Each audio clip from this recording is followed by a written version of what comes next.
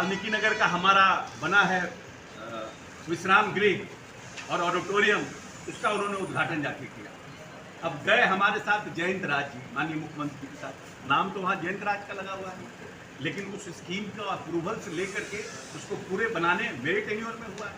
तो वही काम डिप्टी सीएम कर रहे हैं।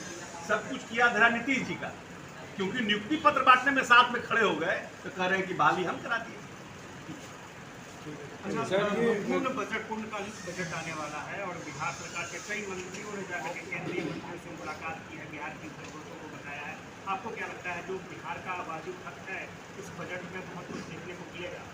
देखिए, हमारा बहुत पुराना डिमांड है, इसलिए कि हमने आपको कहा है कि माननीय नेता का हमारे सिर्फ और सिर्फ जीवन का मकसद है बिहार का डेवलपमेंट, और माननीय नेता ने अपने लिमिट रिसोर्सेज से बिहार को सबसे तेज गति से चलने वाला बिहार बनाया, इसमें कोई दो मत नहीं। हमने प्रति व्यक्ति औसत को 4.5 रुपया से 11-11.5 रुपया लाया, इसमें भी कोई मत नहीं। हमने खाद्यान्न को के प्रोडक्शन को, चाहे गेहूं हो, चावल हो, मक्का हो, डबल किया है किसी रोड मैप, इसमें भी कहीं दो मत नहीं।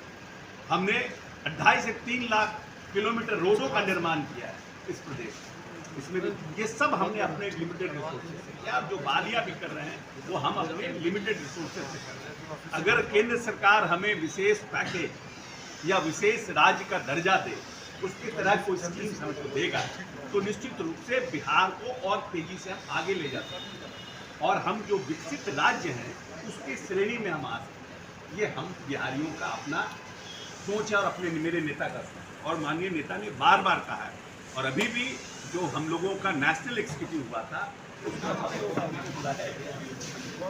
अच्छा, तेजस्वी यादव अपने फेसबुक पर लिखते हैं, लेकिन ये है कि राहुल गांधी अंबानी और अडानी को टारगेट करते हैं और ये लोग भी अपने भाषण में बात को यूज करते हैं। कथनी और करनी में फर्क है। सर, तेजस्वी यादव अपने फेसबुक पर लिख रहे हैं, सोशल मीडिया पर लिख रहे हैं, नीतीश कुमार जिस तरह से अधिकारियों के पैर छू रहे हैं, जब हाथ पैर जोड़ देते हैं अधिकारियों के आगे, तो ये क्या दिखाता? सबसे बेबस मुख्यमंत्री है। देखिए, एक तो है कि पैर छूते नहीं, उन्होंने कहा कि कहिए तो आपका हम पैर पकड़, किसके लिए? सामने देखिए, जमीन बनाने के लिए, धन बनाने के लिए, कि प्रदेश के विकास के लिए। जिस काम को उन्होंने, वो लोग 6 महीना कह रहे हैं, मुख्यमंत्री उसको कह रहे हैं 4 महीने, कि आपने 4 महीना का हमें कमिटमेंट दिया था, आज आप 6 महीना कह रहे हैं, तो कहिए तो हम आपका पैर पकड़ लें, बात आप लोग मेरा नहीं सुन रहे हैं। ये तो हम्बलनेस है ना, ये तो उदारता है। जिस व्यक्ति ने 18 साल तक इस प्रदेश को आगे बढ़ाने का काम किया, वो व्यक्ति आज कह रहा है कि नहीं 6 महीना 4 महीना में करिए, इसमें बहुत ही बड़ी बात है। हर चीज़ को देखने का अलग अलग पैमाना होता है। जो गलत ध्येय से देखता है कोई चीज़ों को, उस चीज़ को वो गलत ही दिखता है, और जो अच्छे ध्येय से दिखता है उसको चीज़ अच्छा लगता है। कि बिहार के विकास के लिए मुख्यमंत्री इतना हम्बल है कि हाथ भी जोड़ रहे पदाधिकारी को कि जल्दी मेरी बात सुनिए। मुख्यमंत्री के पास क्या अधिकार की कमी हो गई है? आरजेडी वाले बोल रहे बेबस हो गए हैं मुख्यमंत्री साहब। बेबस क्या चीज? किस तरह का बेबस? अगर हम आपसे प्यार से बात करते थे इसका मतलब हम पत्रकार से बहुत दोस्ती हो गई हमारी आपसे। अरे ये तो आदमी का अपना अपना स्वभाव है, कैसे वो काम कराना चाहता है। सर, मुजफ्फरपुर कलेक्टर ऑफिस में एक पीड़ित ने आत्मदाह कर लिया जिसकी मौत भी हो गई। बिहार सरकार के पूर्व मंत्री इब्राहिम मसूरी ने अफसर साहिब के खिलाफ अपना आवाज बुलंद किया और कहा है कि बिहार में अफसर साहिब चरम सीमा पर पहुंच गई, अधिकारी रिश्वत लेने पर काम नहीं कर रहा। लेकिन देखिए, एक दो अलग अलग बात है। ये तो विपक्ष का अपना तरीका है बोलने का, बयान करने का, लेकिन अगर कलेक्टर ऑफिस के आगे किसी ने आत्मदाह कर लिया और उसकी मौत हो गई तो ये बड़ा ही संवेदनशील, और वहाँ पे जो लोग मौजूद थे उनको किसी भी तरह के इस तरह के कार्यों को रोकने का प्रयास करना चाहिए, और अगर उन्होंने ये संवेदनशीलता नहीं दिखाई तो ये एक गंभीर मामला है। और जहाँ तक मंसूरी जी का बात है, तो मंसूरी जी अभी तो 1 महीना पहले इसी सरकार में थे, तो कहाँ किसी अफसर के ऊपर से कभी उन्होंने टीका टिप्पणी की?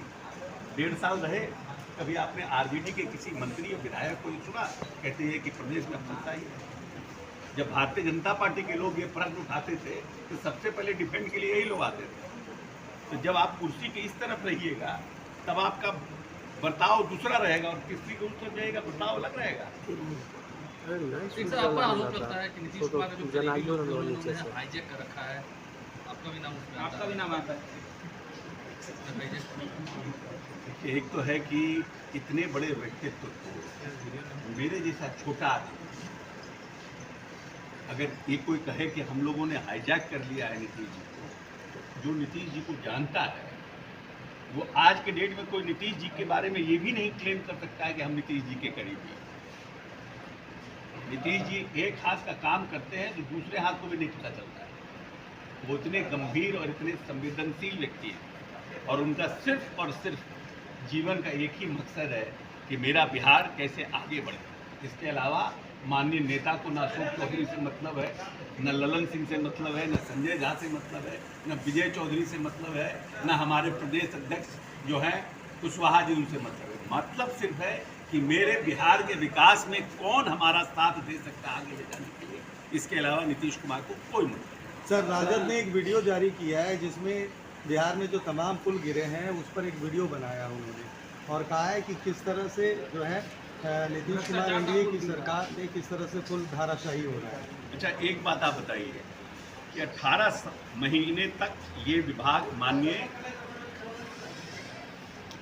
नौजवान एनर्जेटिक एक दिन में 22 रैली करने वाले नेता के पास ये था, तो इन 18 महीनों में माननीय नेता ने भ्रष्टाचार के ऊपर कौन सा अंकुश लगाने का नया पॉलिसी लाया, अगर इनको लगता था कि ये भ्रष्टाचार है। दूसरी बात कि इस पुलों को रक्षित करने के लिए, इस पुलों की स्थिति और फर्दर मजबूत हो और प्रदेश की जनता को कोई प्रॉब्लम नहीं हो, समस्या नहीं हो, इसके लिए इन्होंने कौन सी बैठक की? आप तो जो स्थिति थी उसी स्थिति को चलने दिए। अगर कोई समस्या थी भी तो आपको प्रश्न उठाने का कोई अधिकार नहीं है। पहली बात, आप कहते हैं कि ये गुड मॉर्निंग ऐसे हैं लड़ते हैं आपके यहाँ का ये है कि दोपहरी का है थाना दोपहरी का मामला है कि भारत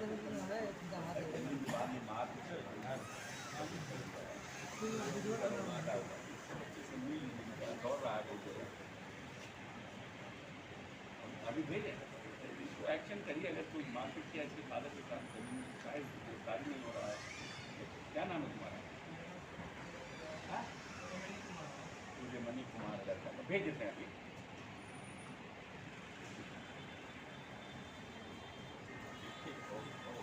थैंक यू चलिए और सब ऑफिस